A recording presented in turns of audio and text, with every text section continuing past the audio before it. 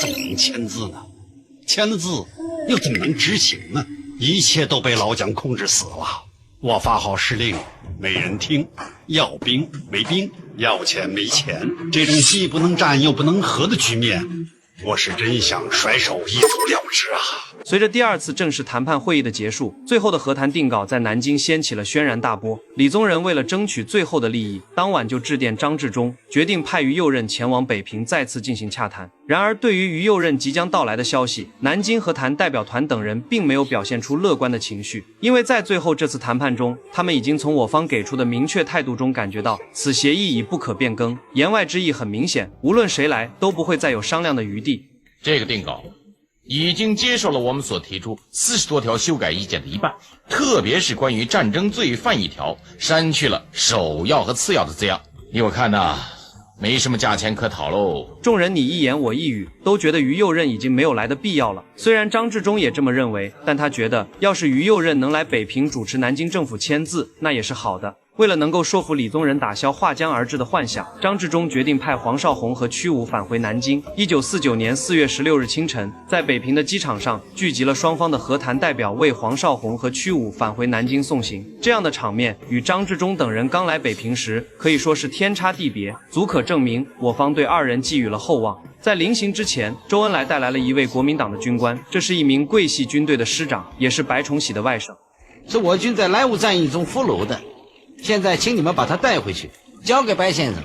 我方在谈判阶段释放俘虏，就是想给桂系释放善意的信号，以示对和平的诚意。飞机起飞的那一刻，众人神情注目，挥手告别，因为在场的所有人都知道，这是决定中国历史走向的一次挥手。而与此同时，身在西口的老蒋也收到了和谈的最后定稿，听着小蒋汇报并无太大改变的协定，他已经没有了先前的恼羞成怒，反而摆出了一副无关紧要的样子。或许和谈成与不成，在他心中早已有了答案。为了给我军扣帽子，他还让小蒋给广州的中央党部发电，表示共军何日渡江，和谈就何日破裂，破坏和谈的责任由共方承担。和谈这出戏该收场了。带着使命飞回南京的屈武和黄绍竑一下飞机就直奔李宗仁的官邸。两人到达门口后，屈武想了想，觉得还是双管齐下为好。他让黄绍竑跟李宗仁先谈，而他自己则要回去做一做他岳父于右任的思想工作。因为于右任当时担任监察院院长，是国民党的5院之一，影响力还是非常大的。屈武争取让他这位岳父发挥最后的余热。很快，黄绍竑就见到了李宗仁，他直接拿出了和谈协议草案。当李宗仁看到了这个与原先幻想划江而治相去甚远的协议文本时，如同收到了判决书，一时拿不定主意该如何是好。我的划江而治成了泡影了。划江而治，划江而治，您还划江而治，恐怕连葬身之地都没有了。见自己这位桂系大哥如此悲观，黄绍竑担心李宗仁会放弃签字，当即就将我方给出的优厚条件一一列出。将来联合政府安排你做副主席，请你三思啊。这是周先生亲口对你讲的？是的，周先生还说这是毛先生的意思。跟监生许初他们商量吧。为什么到了这个时候李宗仁还拿不定主意，还需要跟白崇禧商量呢？一个是对我方的承诺心存疑虑，另一个就是他做了代总统之后，手上的兵权都交给了白崇禧。如今这个代总统无兵又无钱，他必须要考虑白崇禧的意见。为了能够劝动李宗仁，黄绍竑又将傅作义即将担任水利部长的待遇说了出来。这个和平协定您可要拿定主意。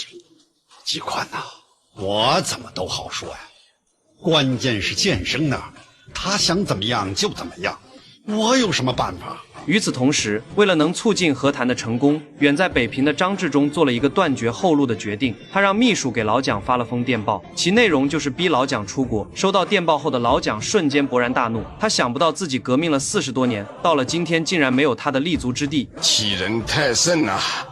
我绝不出国，我现在还没有失败，他们就背叛我，叛徒，一群叛徒，说我在幕后操纵指挥一切，为了党国的利益，我就是要操纵，就是要指挥一切。随后老蒋立马就展现了他的微操艺术，他命小蒋制电毛人凤，开始对北平和南京执行各种暗杀任务。到了下午，桂系三巨头齐聚一堂，参加会议的还有几个桂系的核心将领。黄绍竑向在场的人员介绍了和谈签字后的好处，其主要说了3点：第一是签字后李宗仁可以做联合政府的副主席；第二，广西子弟兵可以完整的保存下来；第三，广西2年之内不实行土改政策。可以说，这份和谈协议基于8项原则之外，还围绕着桂系的利益进行制定，可谓是给足了桂系的面子。然而，当白崇禧拿到协议看完后，立马就变了脸色。